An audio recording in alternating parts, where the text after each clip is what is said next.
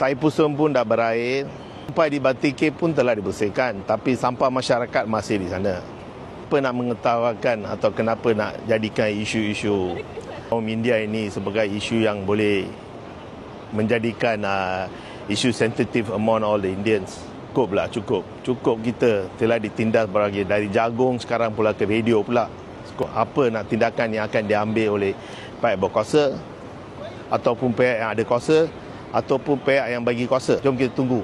Tak cukup dengan permintaan maaf. Patutnya jadi suara rakyat, sekarang telah dipersoalkan oleh rakyat pula. Yang penting tindakan diambil tu. Sekarang tiba-tiba masa bukan pengundi saja yang menyoal, tapi orang yang mendapat undi itu kena soal isu-isu ini. Ini isu kaum, isu agama. Buka mulut, sedarlah.